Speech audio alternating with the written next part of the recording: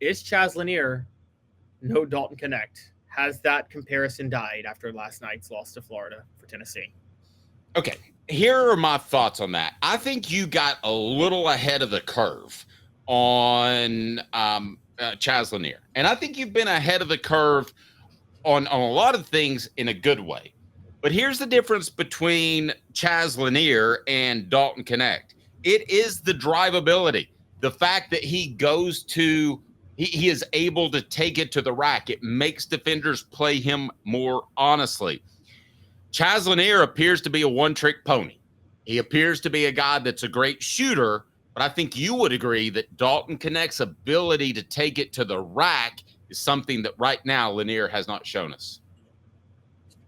I think Lanier can take it to the rack. The difference is Dalton can take it to the rack with a few guys on him, whereas Lanier needs more of the one-on-one ISO to do it.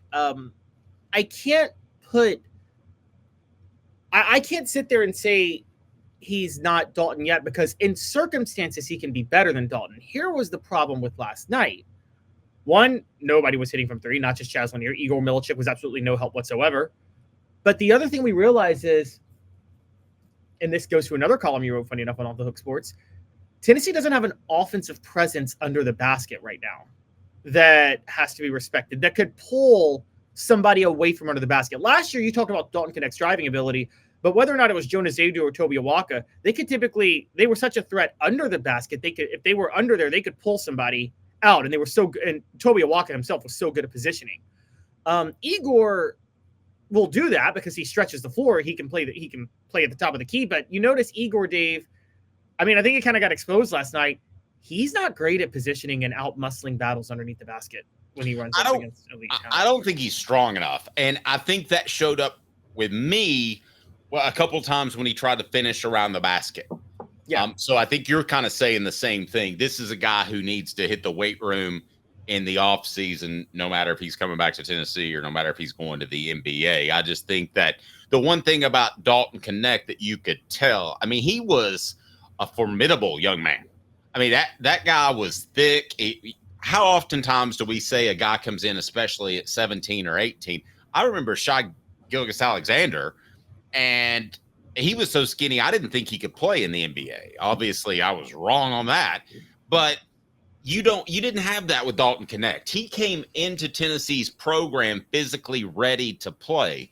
I'm not sure that's currently the case with Chaz Lanier, Igor. I think they're not as physically developed as Dalton Knecht. We'll get your thoughts. Today's question brought to you by Banks & Jones, Tennessee's trial attorney, banksandjones.com. Give me 60 seconds and we'll get Jimmy Himes here momentarily. Continue to discuss. And the question I have for you, Caleb, was it more about Chaz or was it more about everybody else last night against Florida?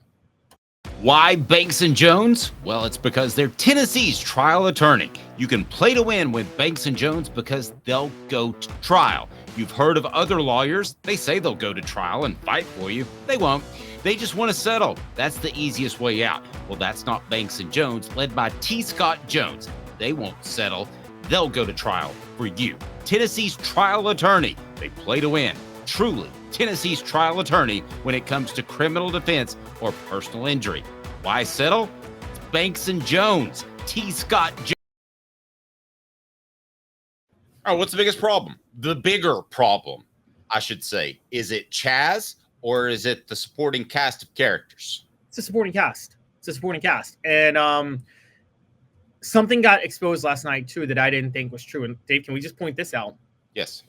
Florida was just straight up more athletic than Tennessee. They were quicker up and down the court. Tennessee could never get positioning underneath the basket because whenever Igor Milicic was going to, by the time he was, Florida had a big man ready to guard him and ready to get positioning. This Tennessee team outside of Felix, I mean, Jemai is not an offensive threat at all on the wing. So Jemai was not recruited to replace Dalton Knecht, but he's playing the same position this year on the wing. And one of the rules of a wing, Dave, and you know this is why it's hard to compare Chaz Lanier and Dalton Knecht. On the smallest scale, that's like when people compare Michael Jordan and LeBron James. Because LeBron is do it everything. You're right. He can score from anywhere on the court, but he can facilitate when he gets into the middle of the paint. Whereas Michael Jordan was a pure scorer. Chaz Lanier is a pure scorer. That's what he is. But Chaz Lanier has to have other guys able to command a certain amount of attention, including Jemai Mashak. But when Jemai Mashak gets the ball in the middle of the paint, nobody collapses on him because nobody thinks he's an offensive threat. True. Let me ask you this, Jim. Both of you. I'm going to start with Jimmy this time. If I could get Rick Barnes to drink truth serum, would he take one more year of Dalton Knecht and show Chaz Lanier the door? You like that? That's hot. I don't know. I think he'd prefer Knecht. I think Knecht, and I like Lanier a lot. I do think it's interesting that Barnes said that Lanier's a better pure shooter than Knecht was. But my God, Knecht took over that Auburn game a year ago. Y'all remember that? My goodness. Oh, yeah. They don't beat Auburn without him having an incredible display. I just think he was a better player. To me, he was a better drought stopper than Lanier. And I like Lanier a lot. And I think it goes back to this. If Knecht was struggling from the outside, he could take it to the rack and get a layup. And he was very good at that, and Lanier's not. So I would say he would take Knecht, but not by a lot.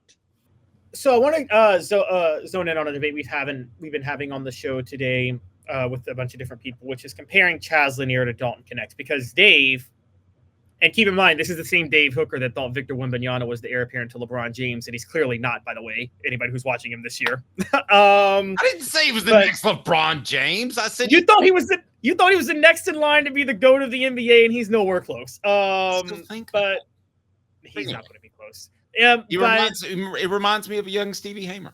Yeah. Yeah. Where do you stand on? Dave thinks it's time to stop the Chaz Lanier's this year's Dalton Knecht comparisons. I still think Chaz Lanier could be, even though they're different types of players, as good, as effective. I think it was more about the supporting cast last night. Where do you land on this, Steve? I think it's a fair comparison with Dalton Knecht and Chaz Lanier. Where I give the nod and where I tell people to kind of hold on with this comparison a little bit is the athleticism. Dalton Knecht, and here's where I draw the main difference. You've seen a couple of times this year where Chaz Lanier has turned the corner, maybe curling a screen, getting downhill, and really trying to finish with authority with his right hand. It hadn't worked at all, right? The difference is with Dalton Knecht, when he turned the corner, when he curled a screen, when he came downhill, he was finishing with two. And more times than not, he finished over someone, right? So I think there is a little bit of a difference there. I think Chaz has a much quicker release. Chaz almost shoots the ball effortlessly from time to time. Dalton had a much more of a wind up, if you will, to get into the shot pocket. And perhaps the most telling difference is Dalton had the uncanny knack for taking over a game. If Dalton scored 20 points in the first half, he wasn't going to be settling for 25. He wanted to go for 50. Chaz right now has to find an extra gear. Like, I know he had a great game against Baylor where he shot the lights out, but when when the second half came around, I don't know what he ended up with, maybe 3-5 points the rest of the game. If that was Dalton's going out, man, I'm getting 50 tonight. I'm getting 55 tonight. I've got that killer instinct. Now, I say all that to say that I'm not saying Chaz doesn't have that. It's just that in this limited sample size that we've seen thus far this season, Chaz is just easy going, and I'm going to take what the defense gives me. And if I score 25, great. If I score 30, great. I don't know that he has that it factor just yet. Great player, going to be a first-round NBA draft choice. He's going to hopefully lead Tennessee to Elite Eight, Final Four, who knows. but limited sample size.